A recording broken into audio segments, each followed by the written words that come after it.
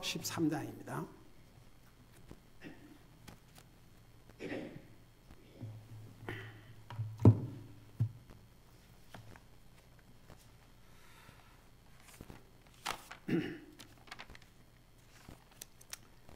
히브리서 13장 20절, 21절 두 절을 우리 같이 읽도록 하겠습니다.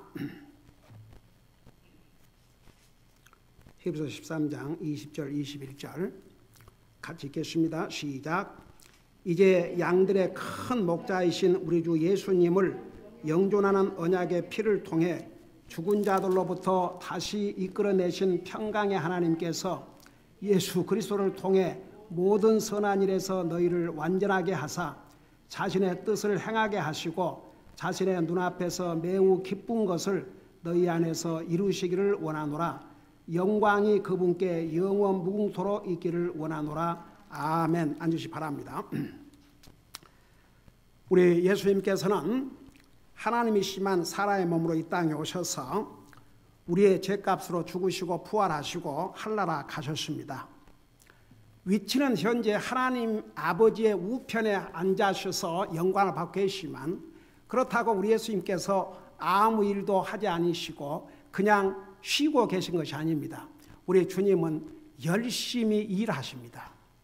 여러분, 심지어 예수님의 제자들이 하루는 예수님에게 뭘 잡수셨는지 그렇게 생각을 했어요. 그러니까 예수님께서 뭐라고 답변을 하셨냐 하면 나의 양식은 하나님의 뜻을 행하는 것이요 나를 보내신 하나님의 일을, 그러니까 구속사업이죠, 그걸 하는 것이 바로 나의 양식이라고 그랬습니다. 여러분 직접 눈으로 보세요. 요한복음 4장입니다.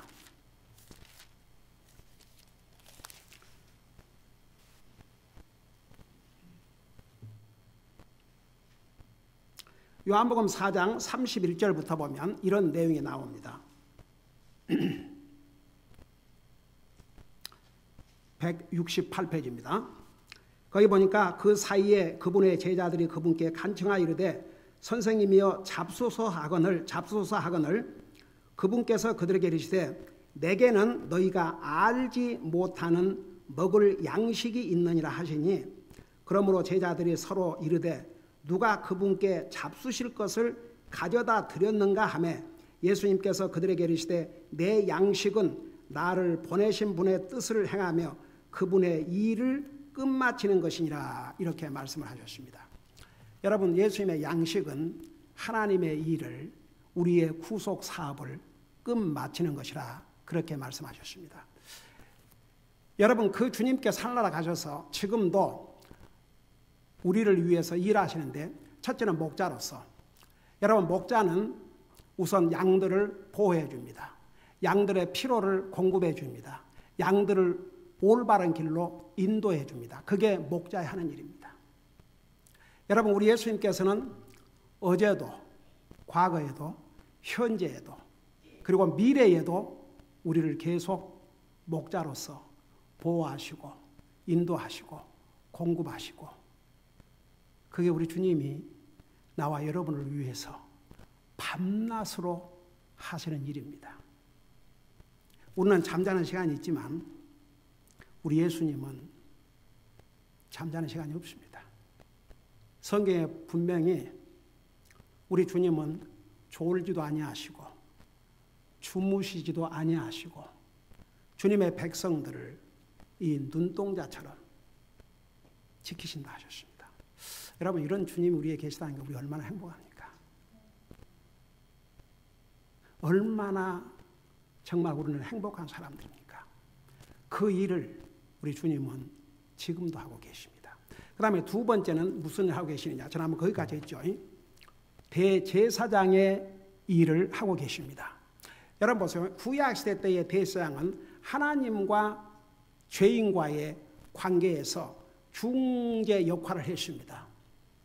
우리 예수님께서 이 땅에 오셔서 우리의 죄값을 짊어지시고 십자가에 죽으신 다음에 하나님과 우리와의 관계는 완전히 이제 오픈되었습니다. 누구든지 이 예수님을 믿으면 하나님과의 개인적인 관계를 맺게 됩니다. 그래서 우리 로마에서 공부한 대로 우리는 정말 평화를 누리고 언제든지 하나님 앞에 나갈 수 있고 하나님께 주신 영광의 소망을 가지고 사는 이런 복된 자들이 되어 있습니다. 그럼에도 불구하고 우리는 완전하지 못합니다. 우리가 하나님의 은혜로 구원받고 우리의 죄를 용서받았지만 우리에게는 아직도 죄의 속성이 있어서 우리는 죄를 짓게 되고 시험에 약하고 시험에 들기도 하고 그렇습니다. 여러분, 우리가 죄를 지을 때마다 우리를 고소하는 자는 눈을 부릅뜨고 있습니다. 그게 바로 사탄이 하는 일입니다. 밤낮으로 고소를 합니다. 여러분 한번 생각해 보세요. 이게 법정에서의 모습으로 보십시다. 잘못한 사람을 검사는 이제 계속 그 잘못에 대해서 공격을 하죠. 그 다음에 변호사는 이제 그걸 방어를 해줍니다. 판사는 듣고 있습니다. 그런데 우리 지난번 요한계시록 12장에서 보았죠. 밤낮으로 사탄은 고소를 합니다. 가령 우리가 하나님의 자녀로서 해서는 안 될 일을 할 때 바로 사탄은 하나님 다 아시죠. 바로 고소를 합니다. 저 보십시오. 아무가 무슨 생각을 하고 무슨 행동을 하고 어떤 일을 하는가. 저게 무슨 하나님의 자녀입니까? 그렇게 고소를 합니다. 그럴 때 우리 주님께서 우리를 디펜드 해주세요. 방어를 해주십니다. 그래서 성경에서는 advocate, 우리의 변호사라 그런 표현을 사용하고 있습니다. 한번 생각해 봐요. 그래서 제가 지난 수요일 날 거기까지 한 것 같아요. 우리가 잘못할 때마다 주님은 바쁘십니다. 그러니까 할 수만 있으면 우리가 죄를 적게 짓는 것이 우리 주님을 잠시라도 편안하게 쉬게 되는 것이라는 거. 그래서 우리 주님의 사역은 아직도 끝나지 않았습니다. 주님의 일은 계속됩니다. 언제까지? 한락하는 그 순간까지. 그 다음에 이제 세 번째 우리 주님께서 지금 하시는 일이 뭐인가를 21절에서부터 말씀하고 있는데 그 전에 그 20절에서 그 영존하는 언약의 피, 이거 내가 설명했나? 자, 여러분, 여기서 영존하는 언약의 피, 영원토록 계속되는 언약의 피는 바로 예수 그리스도의 피를 통해서 우리를 구속하신 바로 그것을 의미했습니다. 이 부분을 아직 설명 못했는가? 자, 여러분 잠깐 마태복음 26장 28절을 보시기 바랍니다. 마태복음 26장 28절을 보시기 바랍니다.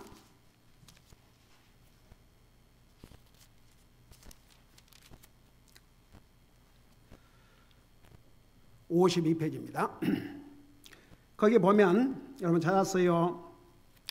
이것은 죄들의 사면을 얻게 하려고, 죄들의 사면을 얻게 하려고, 그 말은 죄 용서를 받게 하려고 많은 사람을 위하여 흘린 나의 피, 곧 새 상속 언약의 피니라. 여러분 구약 시대 때에 모든 것을 정결케 하기 위해서는 짐승의 피를 흘렸습니다. 피는 생명을 가리키고 피 흘림이 없이는 죄 용서함도 없다고 그랬습니다.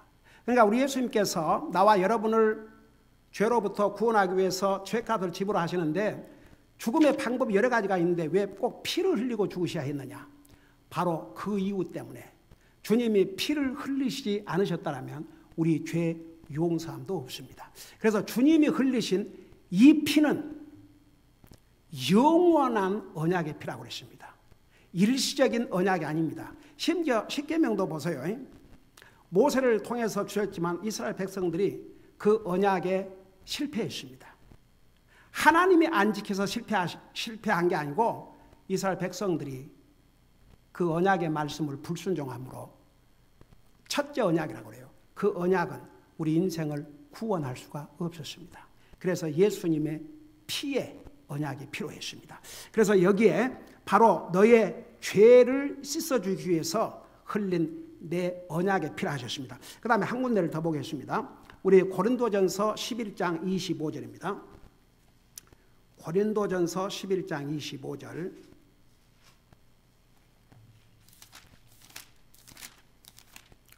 고린도전서 11장 25절.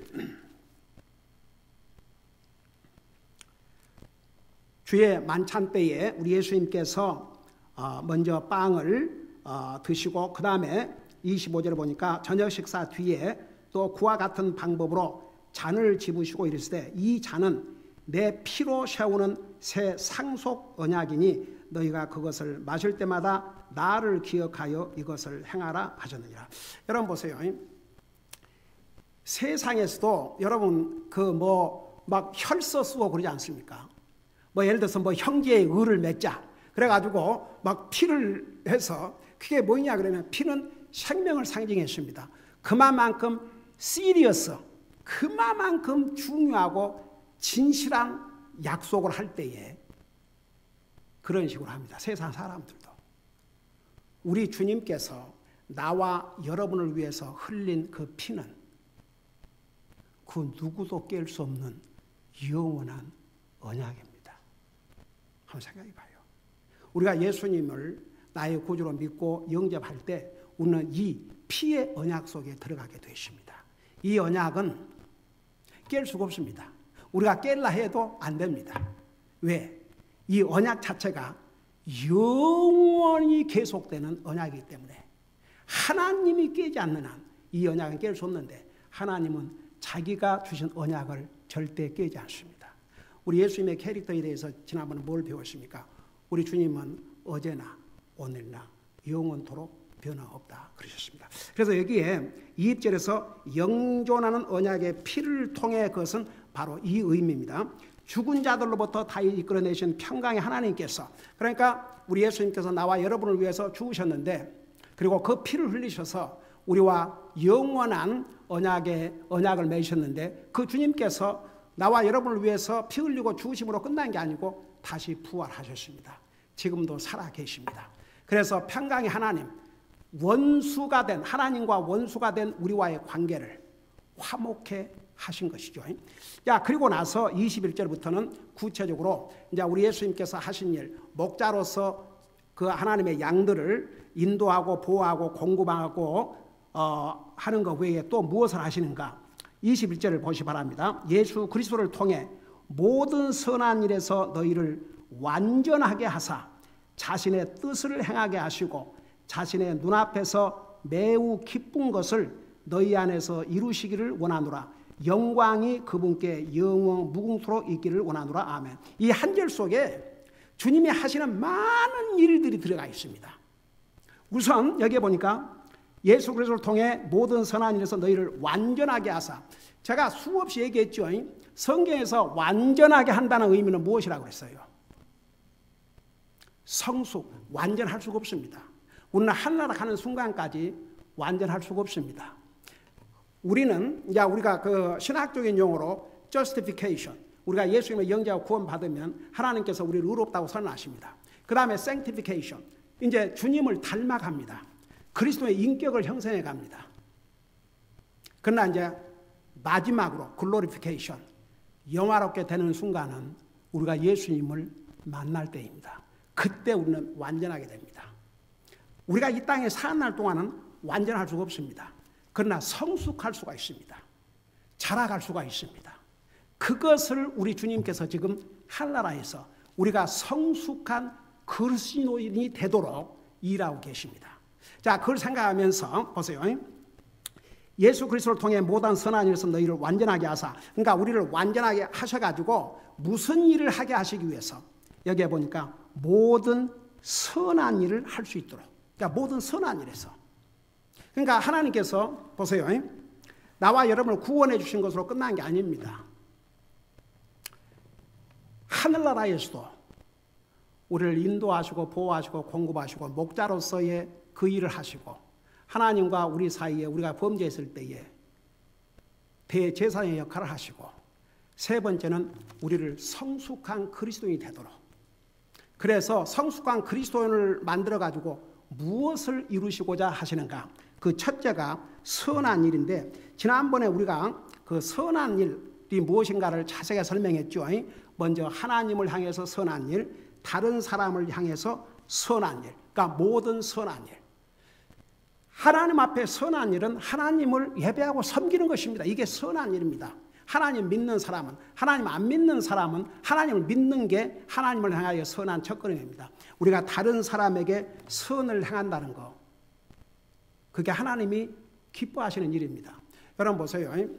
아무리 안 믿는 사람이지만 그들의 영혼을 주님 앞으로 인도하는 것은 우리가 그들에게 베풀 수 있는 가장 큰 선한 행위입니다. 또 형제나 자매가 어려움을 겪을 때 우리가 어떤 방법으로 도울 수 있는가? 그거 선한 행위입니다. 우리가 형제님이 지금 어려운 가운데 있는데 우리가 주님을 사랑하는 마음으로 사랑을 베풀 때 그게 하나님 앞에서 다른 사람을 향한 선한 행위입니다. 우리 북한 구제 하나님을 향한 선한 행위뿐만 아니라 사람을 향한 선한 행위입니다. 여러분 다시 한번 성경을 읽을 때마다 가난한 자에 대한 하나님의 말씀이 얼마나 많은지 한번 표시를 해보세요. 저는 성경에 하도 많이 그 언더라인을 해가지고 그 가난한 자에 대해서는 아예 그 빨간색, 파란색, 노란색, 빨간색, 이 다른 색과는 다른 그 초록 색깔을 해봤어요. 그랬더니 거의 페이지마다 나올 정도로 많이 나오더라고요. 어떤 곳에서는. 모든 책이 다 그런 건 아니지만 어떤 책에서는 페이지를 넘길 때마다 그 언더라인이 나와요. 그만큼 하나님께서 가난한 자에 대한 우리의 태도, 우리의 마음, 우리가 가난한 자를 어떻게 대하는가, 그걸 하나님께서 그만큼 주시하고 계신다는 얘기입니다. 그래서 저는 솔직히 말해서 성경 읽을 때마다 우리 교회가 이 북한 구제를 한다는 게 얼마나 우리에게 복된 일인지 정말 너무나 기쁘고 감사하고 이런 기회를 주신 하나님 앞에 날마다 감사 기도를 드립니다. 자, 그래서 여러분 우리가 이제 하나님께서 우리를 성숙한 그리스도인이 되기를 원하시는데 그 일을 위해서 주님이 지금도 일하고 계셔요. 하늘나라에서. 근데 그 첫째가 왜 우리를 성숙하게 하시려고 하는가? 이렇게 선한 일을 행하고 살 수 있도록. 그 다음에 두 번째는 여기에 뭐라 하냐면 이렇게 말씀하고 있어요.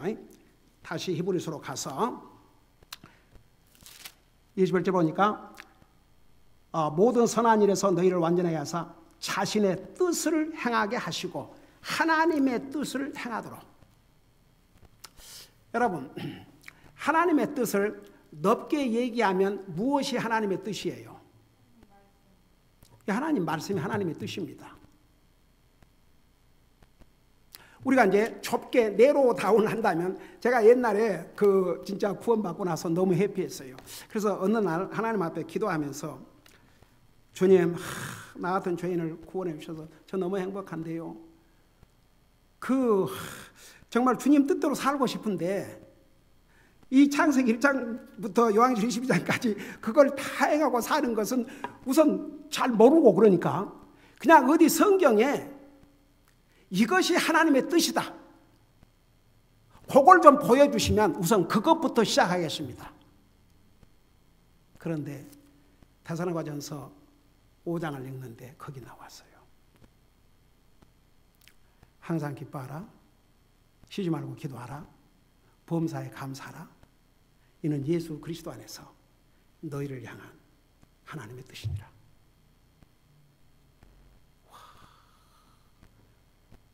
저는 진짜 그 말씀을 프랙티스하고 살려고 지금까지 노력해왔고, 여러분 제가 그래서 수없이 하나님의 뜻을 거창하게 생각하지 말고 바로 이것이 하나님의 뜻이다. 여러분 범사에 감사할 때 우리는 하나님의 뜻을 행하고 삽니다. 여러분 감사주의를 맞이할 때마다 항상 전했지만 감사는 누가 하고 사는 줄 아십니까? 성숙한 그리스도인들만이 참 감사를 하고 삽니다. 성숙하지 못한 사람일수록 불평하게 됩니다. 성숙한 그리스도인은 항상 어떤 상황에서도 감사하게 됩니다. 근데 여러분 이제 그럼 뭐 감사하는 거야 뭐 쉽죠. 그런데 그 말씀을 잘 보셔요. 이제 한국말 모든 일에서, 영어로는 in everything 그렇게 돼 있어요. 어디가 감사할 일이 있으면 감사하고, 기분이 좋으면 감사하고, 일이 잘 되면 감사하고, 이게 아니에요.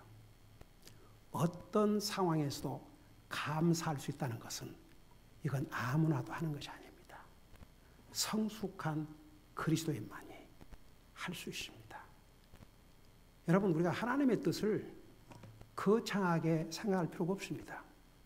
여러분, 예를 들어서 우리가 매주 듣는 하나님의 말씀을 우리가 다 기억해서 우리의 삶에 프랙티스를 못한다 할지라도, 가령 이런, 항상 기뻐하라, 쉬지 말고 기도하라, 범사에 감사하라, 이는 예수 그리스도 안에서 너희를 향하신 하나님의 뜻이니라. 이거 쉽잖아요. 외우기도 쉽고, 그거 프랙티스하고, 그 다음에 매주 듣는 하나님의 말씀 가지고 그 한 주라도 살려고 애쓰면요, 그게 모아져가지고 딱 우리 몸속에, 우리 생각과 마음속에 딱 입력이 돼서 나도 모르게 내 삶에서 프랙티스 하게 됩니다. 그러니까 이제 우리가 하나님의 뜻을 행하는 것을 그 사람들은 꼭 뭐 쉽게 하면, 하나님의 뜻 그러면 그냥 무슨 꼭 율법 이렇게 생각하는데, 여러분 보세요. 방금 이런 것을 프랙티스하면, 항상 기뻐하고 쉬지 말고 기도하고 범사에 감사하는 사람은요, 나머지도 잘 할 수가 있습니다. 그래서 왜 주님께서 하늘나라에서 아직도 하나님의 백성들이 영적으로 성숙한 그리스도인이 되기를 원하느냐? 바로 하나님의 뜻을 행하고 살도록. 그리고 이제 우리가 이런 자세가 참 중요합니다. 우리가 분명하고 정확하게 기록되고 또 선포된 이 하나님의 말씀, 우리의 삶에서 그걸 순종하겠다. 부족하지만 순종하겠습니다. 그 자세가 굉장히 우리 영적 생활을 풍요하게 만들고 성숙하게 만듭니다. 그러니까 보세요. 이스라엘 백성들이 하나님의 진노를 당하고 한 이유는 그거였어요. 알면서도 불순종했어요. 아우주가면 선자를 통해서 하나님 메시지를 전해주니까 뭐라 그랬어요?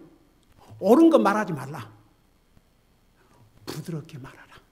거짓말이라도 좋으니 부드럽게 말하라. 그랬어요. 그래갖고 어떤 대가를 치루었습니까? 그러니까 항상 우리가 하나님의 뜻, 하나님 말씀에 순종하겠습니다.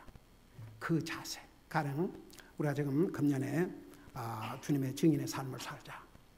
여러분, 사실 그리스도인들에게 가장 중요한 순종이 그것이에요. 그걸 Great Commission, 주님의 지상 대명령, 너는 나의 증인이 되라. 이 말씀을 순종할 마음이 없다. 굉장히 위험한 마음입니다. 그리스도인은 항상 순종하고자 하는 자세를 가져야 됩니다. 그러니까 그 구약 성경에 있던 말씀들을 신약 성경에서 많이 인용했는데, 그 중에 말씀이 너희가 주님의 음성을 들을 때 내 마음을 강팍하게 하지 말라. 그래서 항상 하나님의 말씀을 들을 때 순종하겠습니다. 순종하게 해주시옵소서. 그게 이제 성숙한 그리스도의 자세고 하나님의 뜻을 이루고자 하는 정말 아름다운 모습입니다. 그 다음에 하나만 더 하고 마십시다. 그 다음에 이제 자신의 눈앞에서 매우 기쁜 것을 너희 안에서 이루시기를 원하더라. 그러니까 하나님이 기뻐하신 것을 행하기를 원하십니다. 그런데 하나님이 기뻐하신 것을 행하려면 성숙한 그리스도인이 아니면 할 수가 없습니다. 영적으로 성숙해야 우리 주님을 기쁘게 드리는 일을 할 수가 있습니다. 이거 조금 설명해야 되기 때문에 다음 주일에 계속하도록 하겠습니다. 기도하십시다. 사랑의 아버지 하나님, 우리 주님은 우리를 구원하시기 위해서 영광의 하나님이 사람의 모습으로 이 땅에 오셔서 자신의 생명을 주시고 하늘나라 가신 다음에도 여전히 우리를 위해서 일하십니다. 지금도 우리를 위해서 일하시는 그 주님을 위해서도 우리 열심히 일하고 살게 하여 주시옵소서. 열심을 품고 주님을 섬길 수 있게 하여 주시옵소서. 성숙한 그리스도인이 돼서 모든 일에서, 모든 선한 일에서 정말 하나님 앞에 영광을 돌려드리게 하여 주시옵시고 하나님의 뜻을 이루어드리는 우리들이 되게 하여 주시옵소서. 감사합니다. 사랑합니다. 예수님의 이름으로 감사 기도드리옵나이다. 아멘.